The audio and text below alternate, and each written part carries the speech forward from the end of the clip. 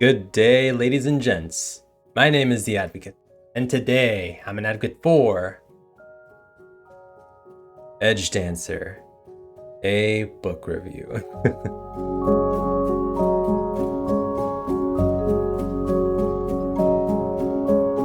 Written by Brandon Sanderson, Edgedancer is a 40,000-word novella which, per Sanderson, constitutes a pivotal piece of the Stormlight Archive. Released on November 22nd, 2016 as part of the Arcanum Unbounded collection, Edgedancer takes place between the events of Words of Radiance and Oathbringer. Think of it as sort of like a Stormlight Archive book 2.5. Does Edgedancer hold up to the level of quality seen in the main Stormlight books? Is Edgedancer even a necessary read at all, considering this is just an intriquel? Well, before we answer those questions, just a heads up, the following review will be largely spoiler-free. However, I will be referencing events from the first two books of the Stormlight Archive, so if you haven't read those, then definitely be aware of potential spoilers. As far as Edgedancer is concerned, we will be delving into spoilers in part 2 of this video, but I'll give you guys a big ol' fat warning before we get to that point. Additionally, if you enjoy these videos, definitely leave a like, comment, and consider subscribing to my channel. It really does help me out. With all that said, let's feast on some pancakes, and on this review as well. On my review of Words of Radiance, I mentioned that I wasn't a particularly big fan of some of the interlude chapters within that book. I thought some of the interludes were too long and felt completely irrelevant to the theming of the book proper. Well, here's my chance to clear the air, because the number one culprit that really soured me on those interludes was this one particular chapter concerning the hilarious adventures of a quirky 13-year-old girl.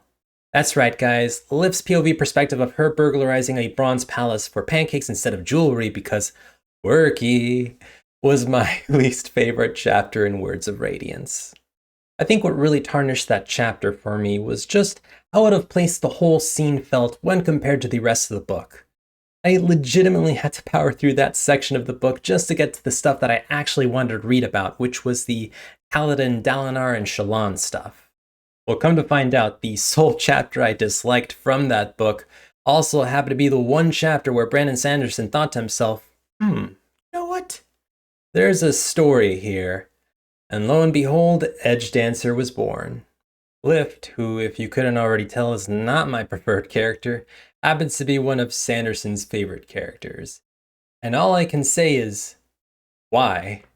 I mean, she has cool surge binding powers like all the other cool surge binding power wielding characters in the series, but there's something about Lift that just makes it difficult for me to enjoy this Lift-centered book. But before we get ahead of ourselves, let's summarize what this book is even about. With the exception of the prologue, which is ripped word for word straight from the Words of Radiance Lift interlude chapter, the story of Edgedancer takes place immediately after the events of Stormlight Book 2.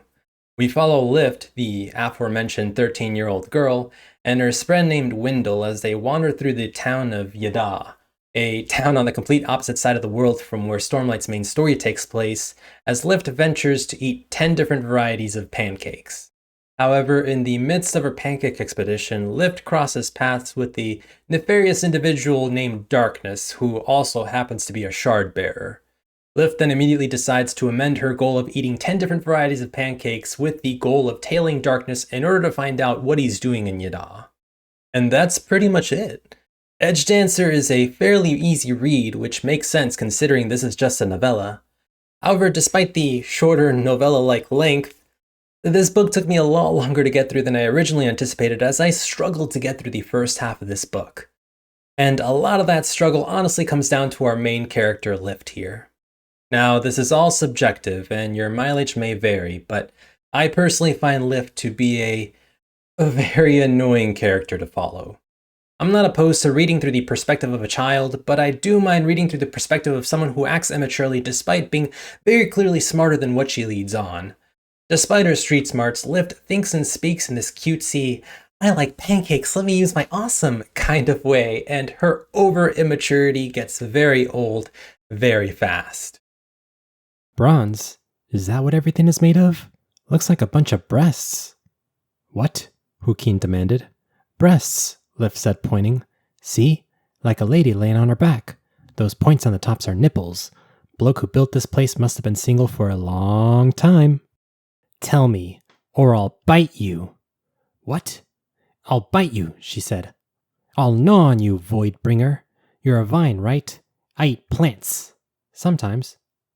Escaped? The palace? Mistress, you were an honored guest of the Emperor. You had everything you wanted. As much food, as much... All lies, she declared, hands on hips, to keep me from noticing the truth. They was gonna eat me.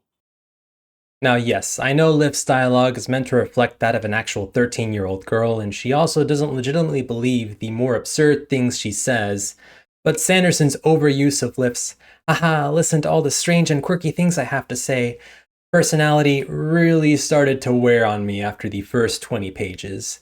Especially because with the exception of one solitary pause where we read through the perspective of a minor POV, this book is written entirely through Liv's POV perspective.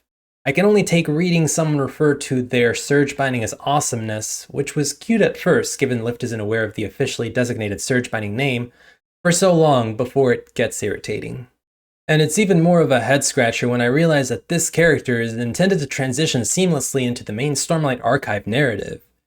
I mean, can you imagine seeing someone as layered and multidimensional as Kaladin having to interact with this rather one and a half dimensional child? Because I can't. It's just a strange decision on Sanderson's behalf to want to dedicate an entire novella to this character, and I just don't see what he enjoys about this character. But hey, that's just me. Removing my subjective dislike for this repetitively childlike quirky character, is Edgedancer a good story? I would say, yeah, probably. Throughout the Stormlight series, Sanderson has done an excellent job in building up this world about ice storms, shard bearers, and surge binding, that even when I personally was getting worn down by Liv's character in this book, there was always a level of intrigue within the world itself that kept pulling me back into the story.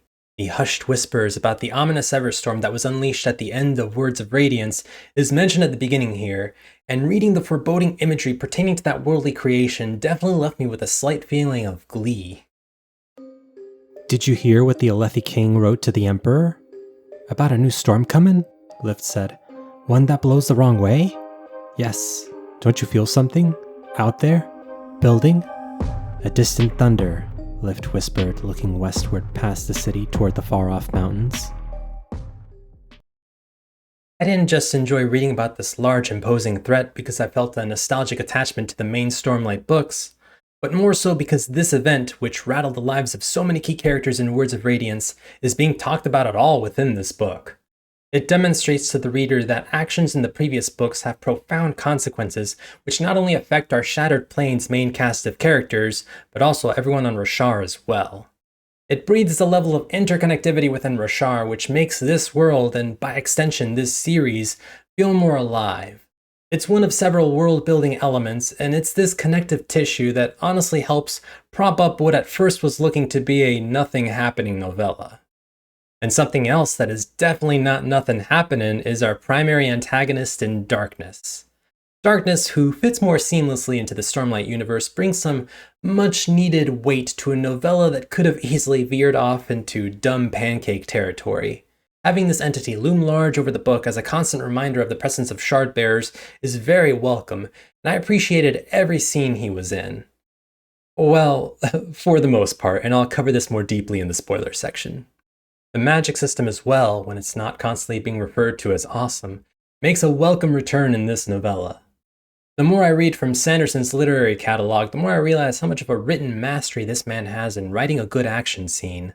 His short sentences, which punctuate rapid motion, tied together seamlessly with the story's surge-binding magic to create a scene that almost leaves the reader out of breath.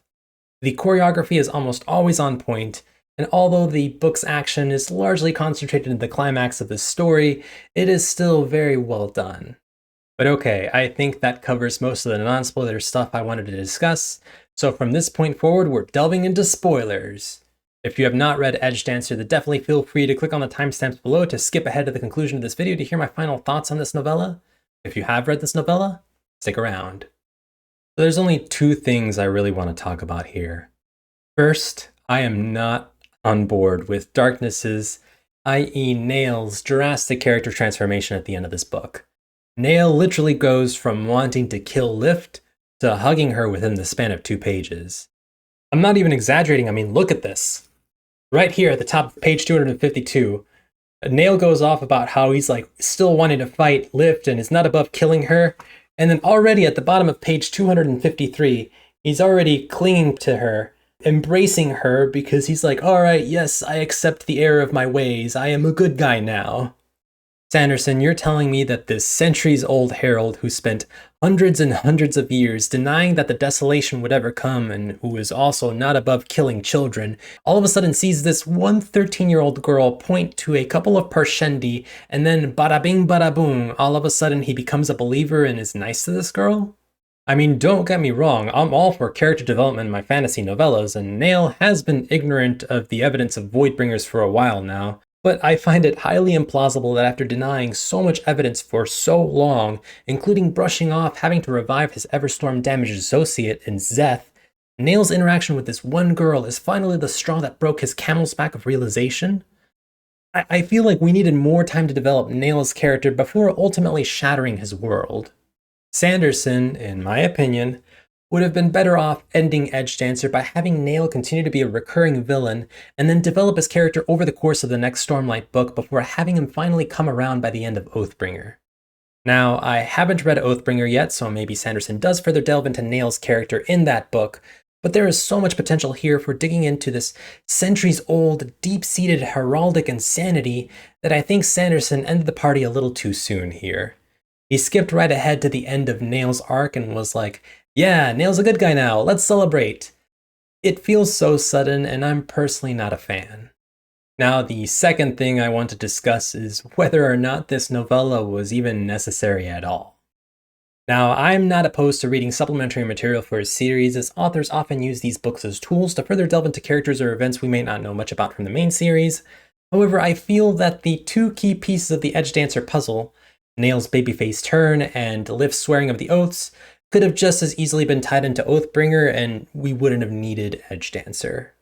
Now, I know this contradicts what I said in my Words of Radiance review, where I mentioned that specific interlude characters would have been better suited to having a novella dedicated to them instead of taking up space in the main series. However, after reading Edgedancer, I think maybe this doesn't quite apply to Lift, as I think maybe her story would have been best captured within a significantly shorter prologue, which takes place at the beginning of the book and therefore doesn't take up space from the main book proper story, as opposed to a novella. Not to mention, it would personally spare me, in my opinion, from a character who is best in small doses. So all in all, Edgedancer is an interesting novella. This book is at its best when the world of Rashar comes into the fold. Anything having to do with high storms, shard blades, or surge binding is very interesting, and definitely left me salivating to dig back into those elements in the main series. However, as far as this novella is concerned, your enjoyment of this book will largely hinge on your enjoyment of Lift's character. If you find Lift's somewhat bizarre personality to be charming, then you'll love this novella. If you find her to be cringy, then this might be a chore to read. There are certainly aspects about Edgedancer that are engaging for sure, but I personally think Sanderson was better off not making this novella necessary reading, and instead maybe taking Edgedancer's climax and then gluing it to Oathbringer's prologue. What about you guys, though? Did you enjoy Edgedancer? Definitely leave a comment below and let me know. I would love to engage with you guys on this discussion. If you couldn't already tell, my next video will be a book review on Oathbringer! We are delving back to the Stormlight main series, and I'm excited to find out what happens next. But until then, thank you so much for watching this video until the very end. I really do appreciate it, guys. And until next time, the Advocate, out.